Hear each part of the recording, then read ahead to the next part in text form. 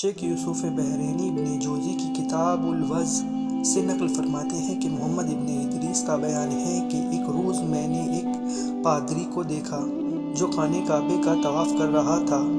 مجھے یہ دیکھ کر بڑی حیرت ہوئی اور اس سے اپنی آبائے دین عیسائیت سے روگردانی اور اسلام اختیار کرنے کا سبب پوچھا تو اس نے یہ عبرتناک واقعہ سنایا۔ ایک روز میں کشتی میں بیٹھا دریا کی سیر کر رہا تھا کہ ناگہان کشتی کو ایک جھٹکا لگا اور دیکھتے ہی دیکھتے اس کے پرکھچے اڑ گئے، لوگ ڈوبنے لگے اور میں سنبھل کر ایک تختے پر سہارا لینے میں کامیاب ہو گیا اور پھر موجوں کی لہروں نے مجھے ایک جزیرے پر پہنچا دیا جو بڑا سر سبز و شاداب اور پھلدار درختوں سے گھرا ہوا تھا۔ میں دریا سے نکل آیا اور کچھ دور پہنچ کر ایک پھلدار درخت کے نیچے بیٹھ گیا۔ اس کے پھل بڑے میٹھے، رسیلے اور خوش ذائقے کے تھے۔ قریب سے ایک ندی بھی بہہ رہی تھی جس کا پانی نہایت صاف و شفاف تھا۔ میں نے پھلوں سے بھوک اور ندی کے پانی سے اپنی پیاس بجھائی اور خدا کا شکر ادا کرتے ہوئے دعا کی کہ میں نذیر و عافیت سے اپنے گھر پہنچ جاؤں۔ گرد شام ہو گئی، اندھیرا چھانے لگا اور میں درندوں کے خوف سے ایک پیڑ کی چوٹی پر جا چڑھا۔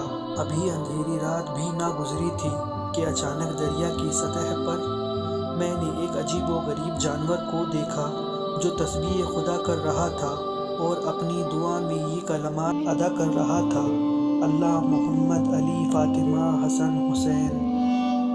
وہ یہ کلمات ادا کرتا رہا یہاں تک صبح ہو گئی۔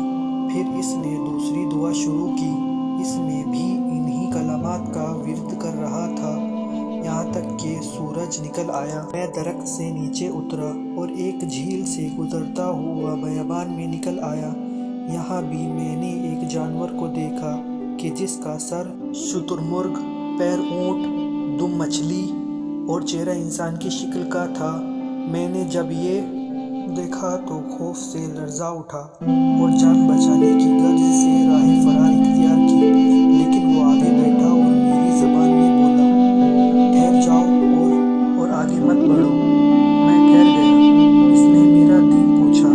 میں نے جواب دیا: میں عیسائی ہوں۔ حیوان نے کہا: اب تم ایسی سرزمین پر آ گئے ہو جہاں قوم جن کے مومنین آباد ہیں، لہٰذا اگر اپنی نجات چاہتے ہو اسلام لاؤ اور ایمان اختیار کرو۔ میں نے پوچھا: وہ کیسے؟ کہا: کلمہ شہادتین پڑھو، حضرت علی علیہ السلام کی ولایت کا اقرار کرو، نماز پڑھو اور اہل بیت اطہار علیہ السلام کے دشمنوں سے بیزاری کرو۔ میں نے پوچھا: